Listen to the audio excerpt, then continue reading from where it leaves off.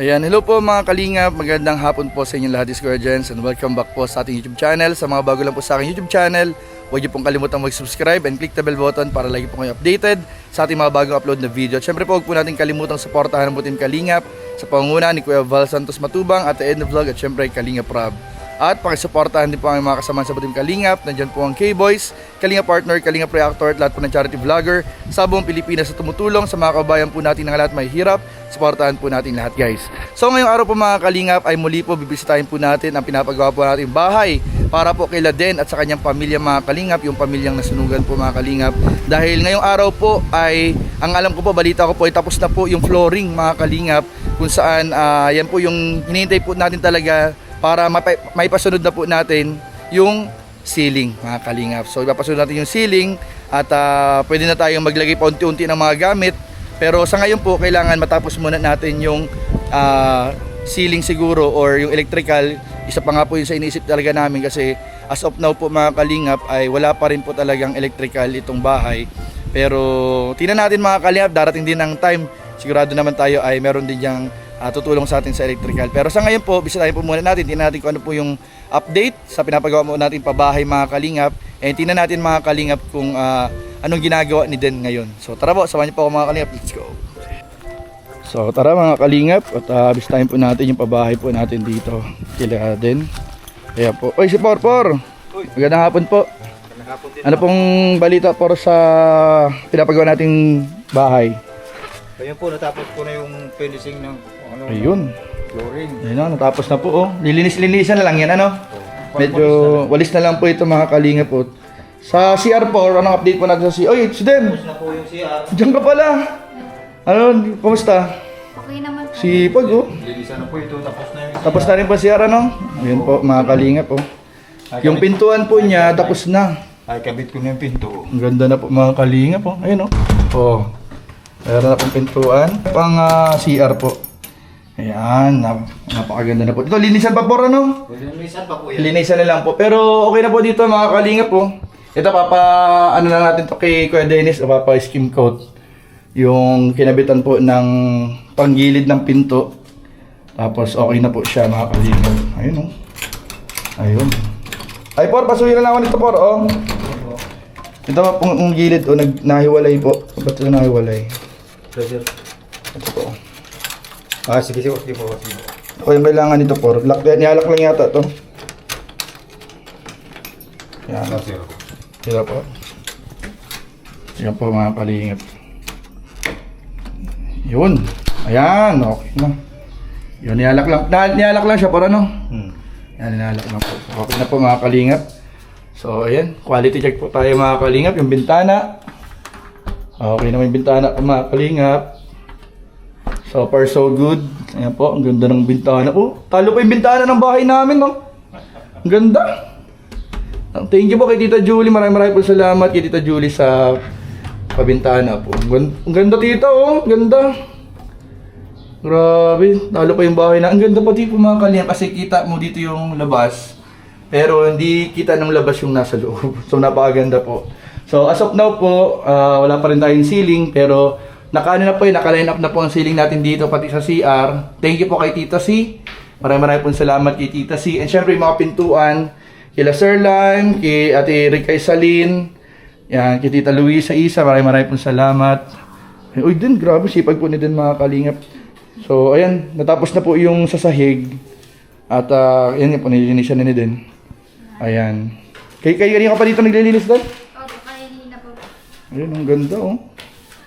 Nakita mo ito sa CR nyo, ipintuan na, tapos na rin. Kunin mo na pala itong ano din. Kunin mo na rin itong susi oh. Yan oh, another susi na naman din. Ilan ang susi mo, nahawak?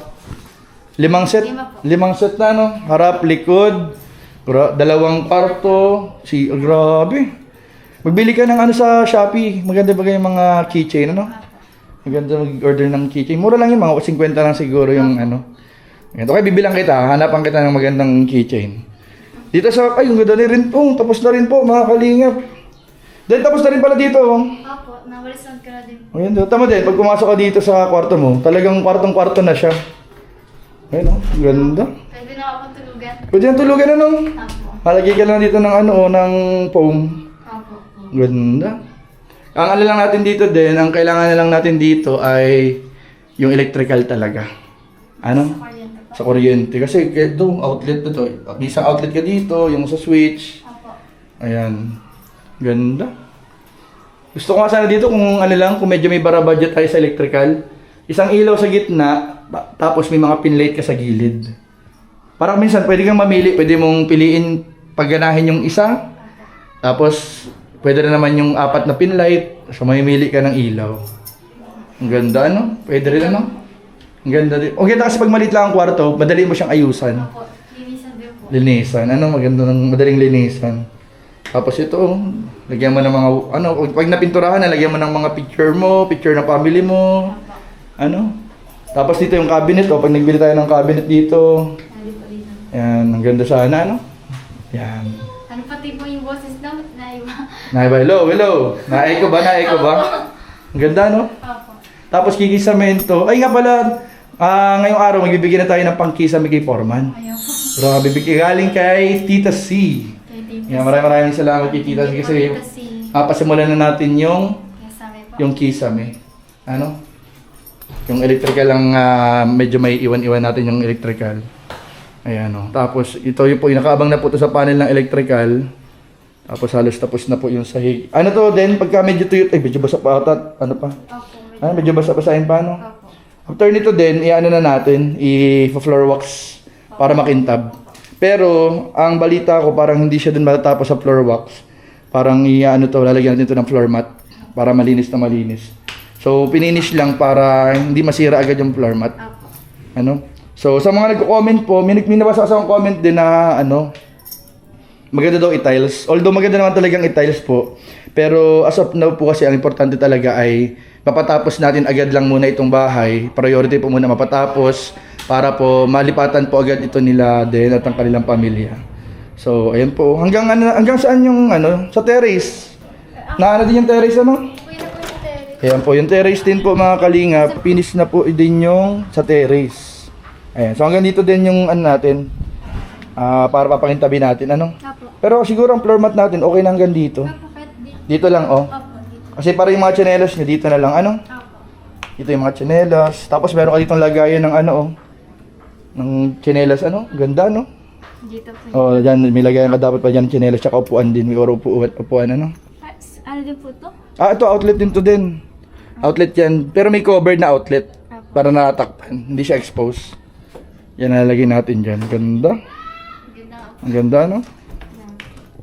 Ito. Ganda oh. Yan.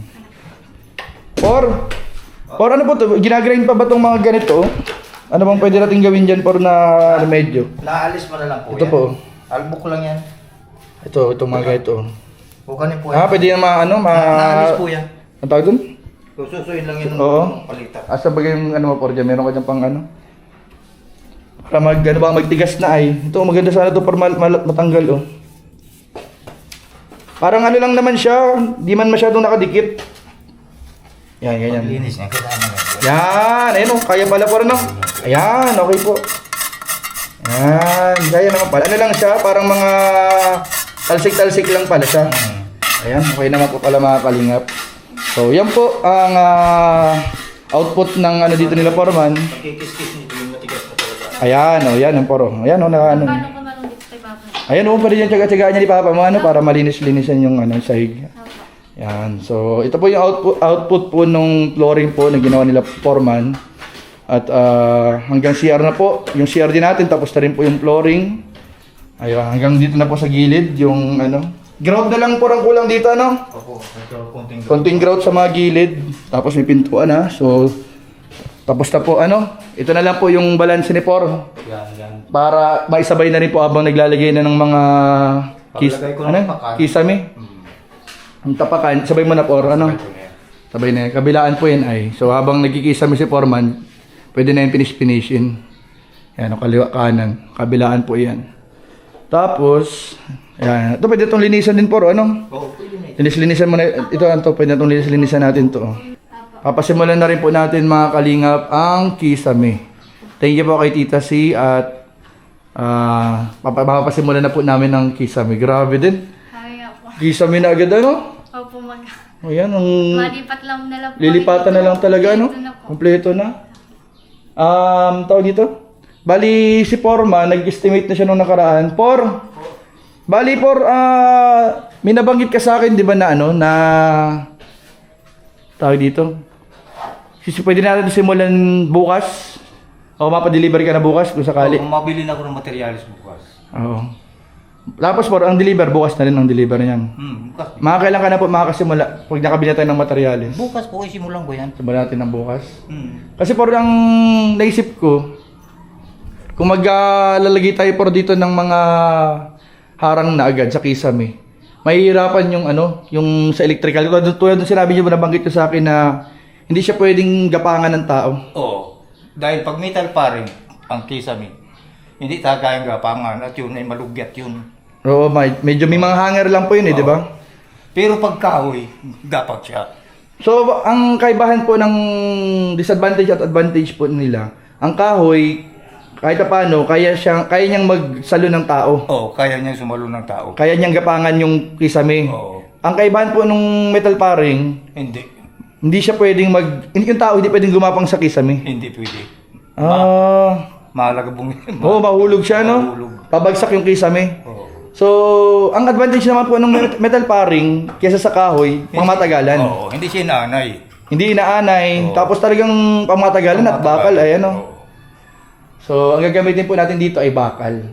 Pero tulad nga po nung nabanggit po ni Foreman, ang magiging problema po natin dito mga kalingap ay yung isa electrical. Kung sakaling matapos na lahat ng kisame, may iwan ng electrical, hirap magkapa ang mahihirapan magkapa dyan yung electrician. Oo, kahirapan. Kasi kung maglalagay siya dito ng linya sa mga kwarto, CR, ay ang sabi mo kanina po, mag-o-open siya ng kunyari po nauna yung kisame.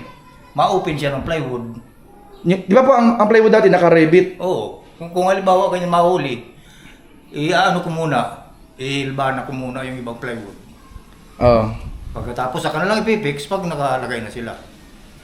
Pwede yun? Pwede po yun. Pwede rin pala yun. Adi, Halimbawa, mga apat lang, anim na kanto. kanto. Oo. O, tama na muna. Di pag makabit sila, saka natin Kaya di rebit. rivet. Ano lang muna, screw lang muna. O, alisin na muna yun, saka makabit sila. Pwede rin yun. Pwede rin yun na option pala, no? So, dalawang pagiging option natin for pwedeng habang nagsisiling ka, nag-electrical na, pwede rin naman na kung wala pang budget yung electrical, ay tapusin na natin pero hindi pa nakapix. Oo. Kunyari po, dito sa kwarto, may isang kisame ka dyan na hindi nakapix. O, habang nagsisiling kami, siyempre hindi man madadala ng mga maghapon, 2 araw, ganyan, 3. O ay kung mayroon man ang pambili ng Kung makasabay ng makahabol yung electrical. habol na electrical, ay Di, madali na. madali na. Kasi mahirap din yung Makalas. makalas makakabit, makalas. So mas maganda por talaga pinaka-ideal pala malagyan na ng electrical para fix paglagay nung Nung plywood, plywood fix na. fix na. Ano? Hmm. Fix na po mga kalina. Bubutas na lang natin yung wire, tapos ilaw na. Salpak na lang ano. Maganda. So yun po dalawang option po natin mga kalingap sa sa ceiling. Kung wala pang electrical, temporary muna na nakakabit, pero salpak kalas ang mangyayari. Oo. Pero kung makahabol po yung electrical na sinasabay na po yung ceiling, ipipix na agad yung mga plywood. So dalawa po magiging natin option. Kaya sa mga nakakapanood po, sana po ay masuportahan po ninyo sa mga gusto pong tumulong. Kailangan pa po namin ng sa electrical. Bali, di ba yung kontrata ng electrical ay 15? Oo, 15. Tapos nagbigay po tayo ng 2,000 nung ibinaon nung electrician yung mga Yung utility box, utility. flexible. So ang balanse na lang po natin sa kanya kung sakali 13. 13. na lang. Pero yung 13 niyang yun yun lang yung sinabi natin na ilaw sa gitna dito. Isang ilaw sa CR, isang ilaw dito sa kwarto. Balik ito siguro ang ilaw. Opo, kasi kwarto, 2, CR 3. Dito po, sentro dito, 1, Hindi, 4. 4, tapos harap likod, Oo. 5, 6. 6. Yun yung bilang niya. Oo. Kaya yung computation niya ay 15. Kasama na yung mga wires tsaka panel. Kapaling panel board. Oh, tsaka daw po yung sa service entrance, yung cup, Oo. yun, nakasama na. Pero kung gusto po natin padagdagan, kasi parang nakikita ko maganda tong lagyan ng pin light eh. Magandang lagyan ng pin light. Ano, dahil gusto mo lagyan ng pin light? Depende sa ano, no. Pero kung malalagyan ng pin light, siguro magdadagdag ng, siguro yung ilan lang naman dito ang dadagdag natin. Kasi pag nag-pin light, magwa-wire din eh. Oo. Wire, tapos another ilaw. So, tingnan po natin mga kalingap kung ano pong kakayanin po mga kalingap. Pero, yung ano naman po nito, yung ceiling naman po nito mga kalingap ay ano na po, secured na po yung ceiling nito ni Tita C. Kung halimbawa magpipin light, sala lang naman.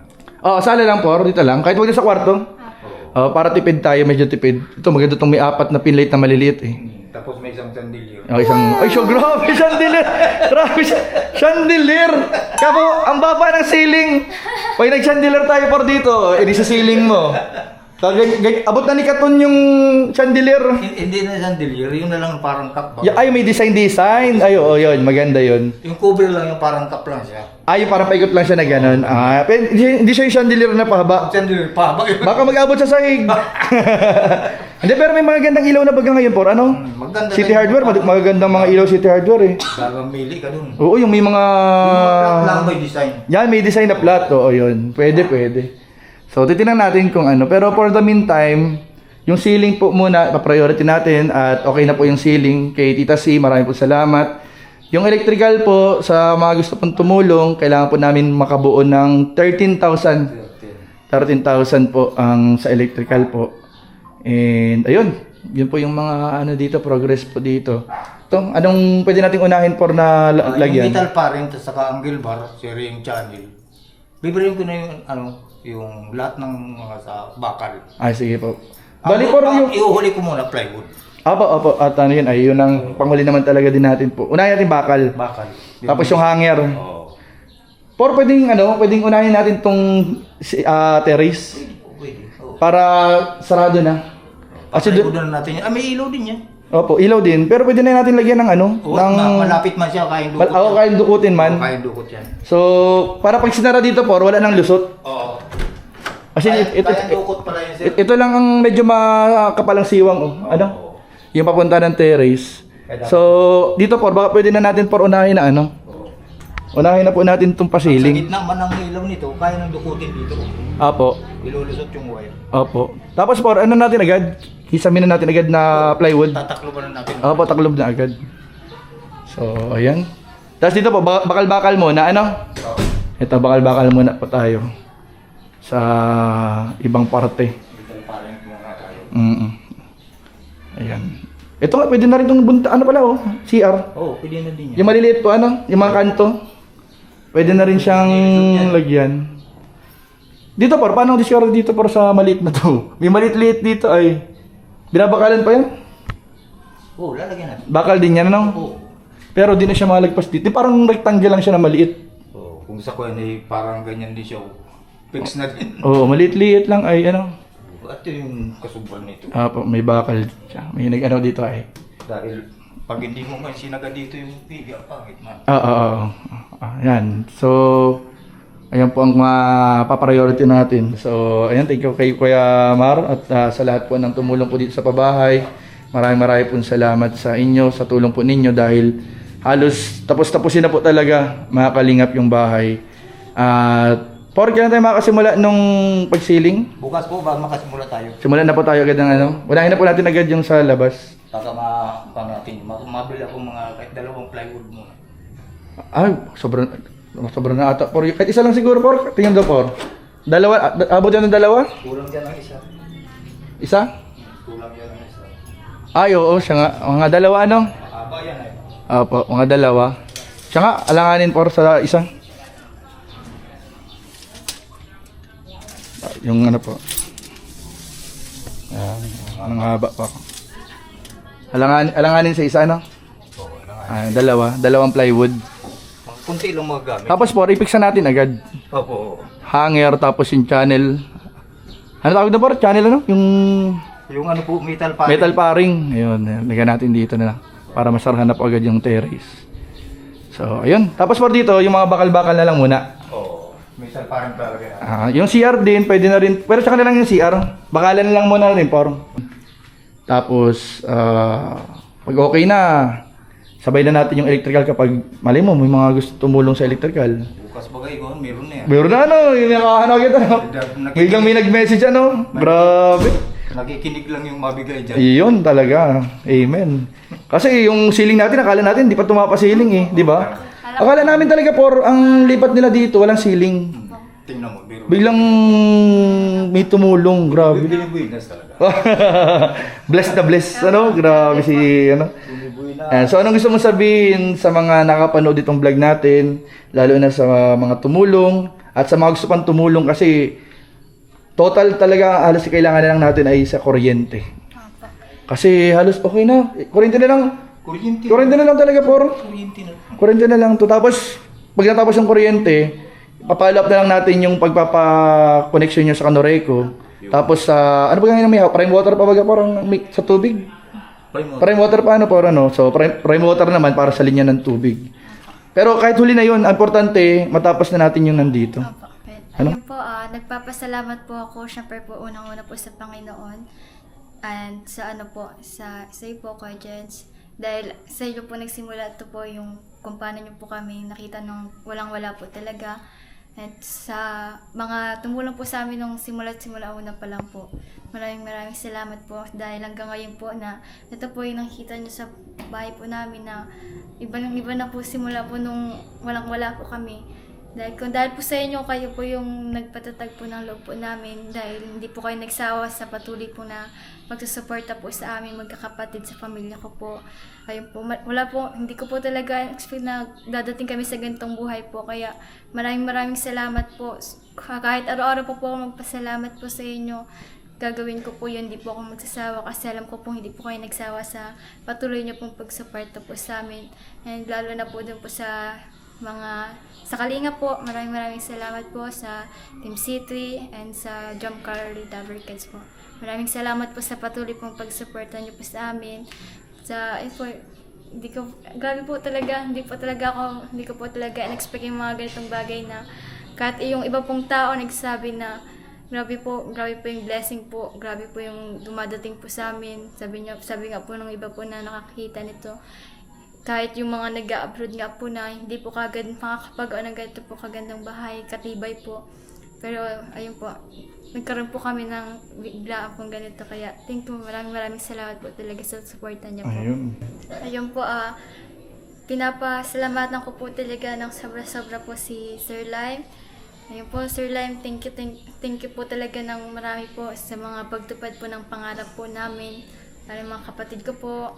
Grabe, hindi ko po ito makakalimutan po. Simula una po, hindi ko po kayo makakalimutan. Dadaling ko po ito hanggang sa pagtanda ko po kasi lahat po kayo, sa lahat po ng mga tumutulong po sa amin na isa po kayo sa naging party po ng buhay namin kahit hindi po namin po kayo kaano-ano, kung kadugo po. Kaya naniniwala po talaga ako na may mabuti pa rin po palang tao na handang tumulong po sa amin. Yan po kala Tita Julie. And kala Tita Das po, maraming salamat po. And sa admin po ng Team C3 na si Kuya David po, maraming salamat po. And ayun po, nagpapasalamat po din ako sa John Carl po kasi halos lahat nga po ng tumulong po sa amin, mga sumusuporta po sa John Carl. Yan, kahit po may iba po kayong tinutulungan, natutulungan niyo pa rin po kami. Kaya ayun po, napakaswerte ko po talaga, napaswerte po ng pamilya namin dahil isa po kami sa napili niyo pong tulungan. Nagpapasalamat po kagad sa, ayun po, nabalitaan ko po ngayon kay Jones po na mapapagawan daw po ulit ay kagad po ng Kesame. Pero po, grabe po talaga yung tulong niyo po. Hindi niyo po kami hiniyaang makalipat po ng wala pa pong Kesame. Kaya grabe po, kompleto po talaga halos. Kaya maraming po salamat sa iyo, Tita C. Maraming salamat po, Tita C. And ayun po, hindi ko po alam kung paano po kayo pasalamatan. Panginoon na po ang bahala sa inyo mag-bless po kasi grabe po yung tulong niyo rin po sa amin, sa mga katulad po namin, and sana po ay mas madami pa rin po kayong matulungan. Ayun po, maraming salamat po. Ayun po, sa mga hindi ko po nabanggit na pasalamatan, ayun po, nagpapasalamat po ako ng marami po sa inyo, kahit hindi ko po kayo maisa-isa. grabe po yung pasalamat ko po sa inyo dahil hanggang ngayon po, kaya patuloy niyo pa rin po kami tinutulungan. So, ayun nga pala din yung kanina, yung nabanggit ko baga kay Foreman na sa electrical nga. So, actually kasi wala pa talaga tayong sponsor sa electrical.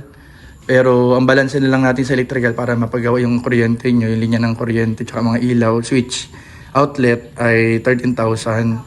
So, yun yung bago kong i-workout since na yung ceiling ay sinagot na nga ni Tita C. Salamat po kay Tita C. So, i-workout ko ngayon yung sa kuryente nyo. Pero sabi naman ni Foreman, pwede naman mag-ceiling ng walang kuryente pero ang magiging disadvantage nga ng mauna yung ceiling or i-fix na agad yung ceiling ay kapag magpapa-electrical na, babaklasin ulit. So magiging matrabaho siya kasi baklas kabit. So, hindi katulad ng pag may electrical na, pwede na lahat i-fix ng ceiling. So, although, sabi ko nga, pwede naman din tayo mag-solar muna habang wala pang kuryente, may mga nabibili namang solar. Pero maganda rin sana kasi na may kuryente na. Pero ikaw, ano sa tingin mo? Anong masasabi mo sa kuryente natin?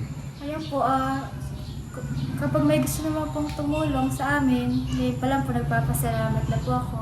Pero kung ano naman po, okay lang naman po kami, sanay naman po kami sa ganun po. Pwede naman po kami magkandila, Ay, mga ganun po. sabagay, pero delikado kasi na kasi, di ba yung nangyari nung sa sunog na sa Katol yun, di ba? Katol yun, di ba Katol? O, kung kumbaga parang medyo nakaka-trauma na yung ano. Hindi ba kayo na-trauma dun sa paglalagay ng mga ano? Sa Katol talaga kayo nun. Ano? Katol yung nakasunog dun ano? Parang tuwing po nakikita po namin ng katol talaga yun po yung mapasok na po. Yung parang, kasi yung nag-cause ng sunog dun sa bahay niyo dati, di ba? Yung Katol. So, yun nga talagang dapat ma-workout ko din yung ano. Kaya, sa mga nakapanood, sana po may tumulong. Yun po, medyo kailangan pa po ng pangkuryente namin dito sa pabahay.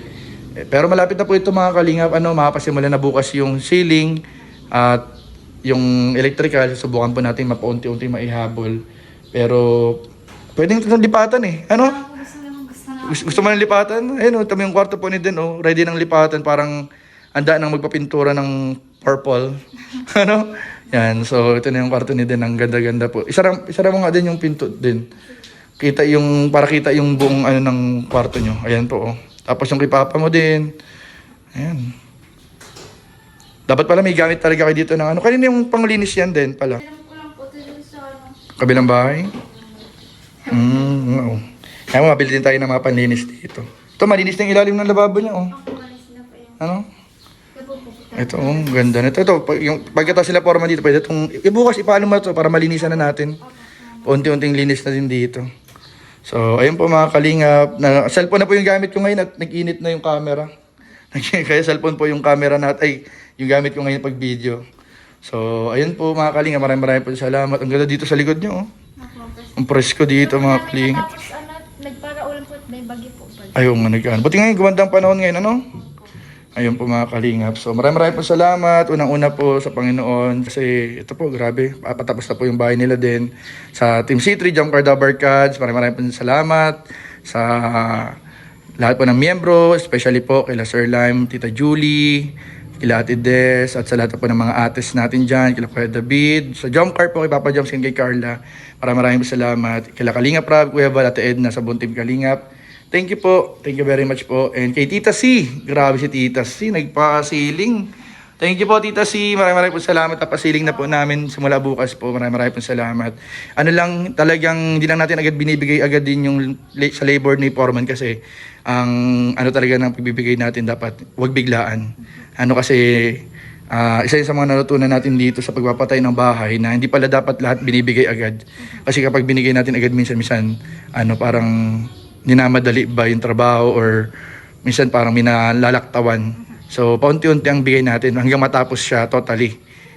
Yung trabahong dapat gawin nila. So, ayun po mga kalingap. Asan pala sila Katon tsaka sila Pinang? Pasok po yun ngayon. Nasa eskwelahan? Hindi po sila makapasok. Libing po na po nung ano ko po ay. Ay, oo nga pala Oo nga pala. Kumusta pala dyan sa inyo? Okay. Di mamaya ng huling lamay dyan? Opo, mamaya. Pasalamatan mo nga rin pala yung mga tulong pala nung nakaraan. Ayun Ayun po, maraming salamat po dun sa pinaabot niyo pong tulong para po sa pinsan namin. Ayun po, malaking tulong po yun sa amin, lalo na po sa mga panggastos pong pambiling pagkain. Para po sa mga Saan nila ginamit yung perang tinulong? po pang nagbili po ng pang sopas, tapos Oh. sa pang kape-kape po. Ng mga bisitang dumadating. At least, diba? Nagamit sa... Nakatulong dito sa Burol, ano? Yung, si Papa mo, kumusta pala? Nasaan si Papa mo? Ay, si Papa po, may inaasikaso po ngayon. Yung para pagkuha po ng national ID po. Sa National ID? Ayos O, tama yun. Ano po? Maganda yun. Kailangan talaga na meron siyang valid ID din talaga. Maganda may mga valid ID ka. Ikaw din, may valid ID ka na? May ano ka na? Ayun. Importante yun. Kasi inanap ko si Papa mo kasi bibigyan ko sana ng pambili ng skim coat at ng pintura. Nagano nga po yun sa akin, sabihin ko daw po. Okay. So ano naman na yun. Napag-usapan na namin yun nila Sir Lime na madagdag nga ng pang-skim coat tapos para masimulan na rin paunti-unti yung pintura, bibili na ng isang balde. Pero sabi nga ni Papa mo, parang itong buong bahay nyo, loob at labas, aabotin daw ito ng mga 2 balde. So, ayun. Pero ano na yan, okay na tayo dyan. Ayusin na yan ng mga nagmamahal na sponsors natin. Marami pong salamat. Thank you po sa lahat po ng sponsors. And ayun din, mauna na rin din ako at hapon na. Nag-ano lang tayo para may update tayo sa mga supporters ng pabahay natin dito sa inyo. So maraming po salamat mga kalingap. Thank you very much po. God bless po. Jesus loves you. Salamat po. Bye-bye.